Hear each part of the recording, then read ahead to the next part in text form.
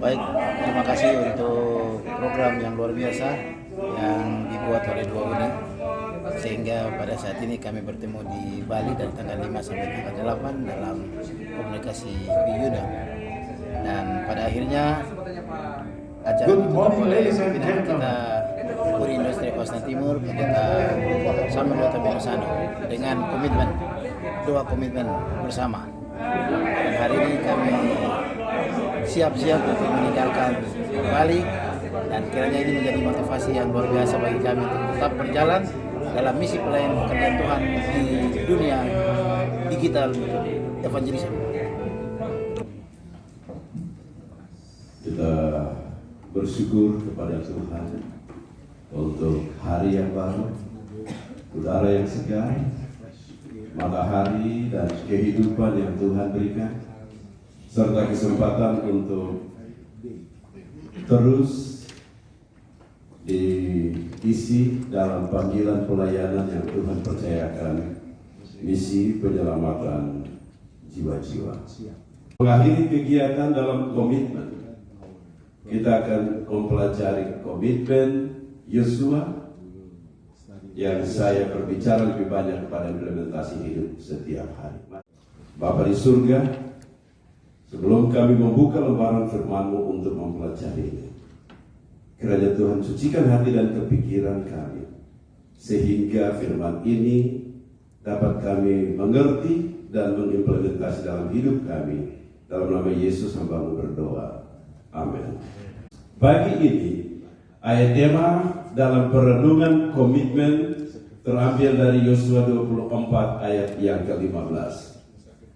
Tetapi jika kamu anggap tidak baik untuk beribadah kepada Tuhan, pilihlah pada hari ini kepada siapa kamu akan beribadah. Allah yang kepadanya nenek moyangmu beribadah di seberang sungai Efrat, atau Allah orang Amori yang negerinya kamu diami ini. Tetapi aku dan seisi rumahku, kami akan beribadah kepada Tuhan. Serving and following God, a daily commitment. Mengikuti dan melayani Tuhan adalah komitmen pribadi yang tidak ada batas dalam kehidupan kita. Mengapa Yosua membuat komitmen seperti ini? Kita tahu bersama bahwa Yosua adalah salah satu orang kepercayaan dari Musa. Beberapa komentator Alkitab katakan bahwa dia dilahirkan di Mesir, umurnya tidak terlalu beda jauh dengan Kaleb. Di dalam perjalanan dari perhambaan kepada kelepasan, Yosua senantiasa berada bersama-sama dengan Musa. Diutus bersama-sama dengan 12 pengintai, tetap pulang dalam konteks komunikasi, memberikan informasi yang benar. Dia juga ada waktu sedikit dengan Musa pada waktu Musa naik ke Gunung Sinai untuk mendapatkan atau menerima hukum Allah. Dia juga memiliki begitu banyak kontribusi di dalam perjalanan bangsa Israel ini. Dan sampai pada akhirnya Tuhan datang kepada Musa dan katakan, Moses, your turn is over. Sekarang saya mau pilih seorang yang lain, adalah Yosua. Dalam kepemimpinan Yosua, ia melakukan segala sesuatu dengan baik dan benar. Mengkomunikasikan kebenaran itu seperti apa yang Tuhan inginkan dalam berbagai aspek kehidupan, sampai pada suatu ketika di usia tuanya dia membuat satu komitmen untuk tetap melayani Tuhan dan mengikuti Tuhan merupakan bagian dari pola hidup setiap hari. Melayani dan mengikuti Tuhan adalah komitmen setiap hari. Apa yang dimaksudkan pada waktu Yosua mengatakan komitmen tersebut. Yosua 24 ayat 14 sampai ayatnya yang ke-24, ada 3 aspek yang ingin saya angkat dalam komitmen kita pada saat ini. Bagian yang pertama, komitmen setiap hari dari melayani dan mengikuti Tuhan adalah mengikuti Tuhan dan melayani Dia, artinya mengakui ketuhanannya atas kehidupan kita. Setiap hari kita harus mengakui ketuhanan Tuhan atas kehidupan kita. Bahwa ada 2 aspek yang muncul di sini. Tuhan itu pemilik, dan siapa identitas daripada Allah itu sendiri. Kalau Tuhan itu pemilik, Kejadian pasal 1, Kejadian pasal 2 katakan Dia itu pencipta. Dia menciptakan manusia menurut gambar dan rupanya sendiri. Dalam konteks kehidupan sosial, Dia mempersiapkan semua kebutuhan manusia, kemudian Dia menciptakan manusia. Ini yang membuat Dia juga sebagai pemelihara di dalam kehidupan manusia. 1 Korintus 6 ayat 20, sebab kamu telah dibeli dan harganya telah lunas dibayar, karena itu muliakanlah Allah dengan tubuhmu. Sebab kamu telah dibeli dan harganya telah lunas dibayar, karena itu muliakanlah Allah dengan tubuhmu, dalam hal mengakui Allah sebagai pemilik kehidupan. Ia adalah pencipta, pemelihara, penebus. Yang kedua adalah mengakui eksistensi atau keberadaan Allah, bahwa Allah adalah 3 oknum kealahan, Allah Bapa, Allah Anak, dan Allah Roh. Alat-alat teknologi yang menopang perjalanan kehidupan manusia dalam komunikasi dan mempermudah seluruh aspek kehidupan manusia haruslah menjadi alat untuk menyatakan siapa sesungguhnya Tuhan dalam kehidupan manusia. Hamba Tuhan Nyonya White dalam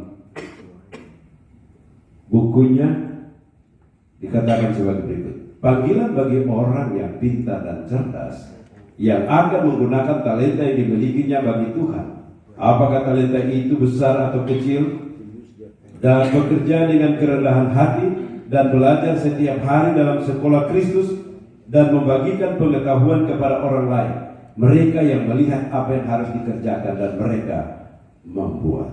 Kalau kita merespons panggilan Allah untuk menjadi pengikutnya dan melayani Dia, kita harus ada komitmen setiap hari untuk menyangkal diri kita yang membatasi firman Allah yang kita patuh. Ego kita harus disangkal. Melayani dan mengikuti Tuhan berarti melakukan kehendak Allah, termasuk memenuhi perintah-perintahnya. Salah satu perintah Allah adalah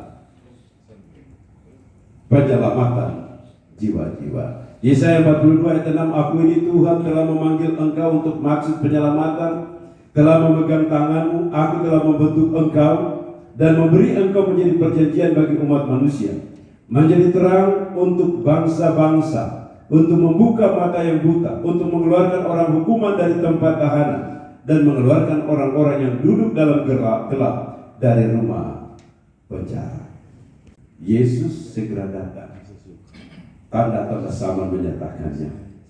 Dan mari kita dengan suara nyaring menyampaikan kabar keselamatan itu yang bisa menjangkau begitu banyak orang. Henry Feyerabend dalam bukunya Revelation, Commentary on Book of Revelation, ya bagian penutupan dia tulis 3 keheranan pada waktu kedatangan Tuhan. Yang pertama, saya heran waktu Tuhan datang. Di saat saya diselamatkan, saya heran karena saya diselamatkan. Manusia penuh dengan kekurangan, bergumul dengan kelemahan, tapi saya diselamatkan Tuhan. Kemudian ditemukan di sana ada kasih karunia Tuhan yang membuat sehingga di dalam pergumulan keselamatan ini saya diselamatkan. Keheranan yang kedua adalah saya heran orang yang saya pikir selamat dia tidak selamat.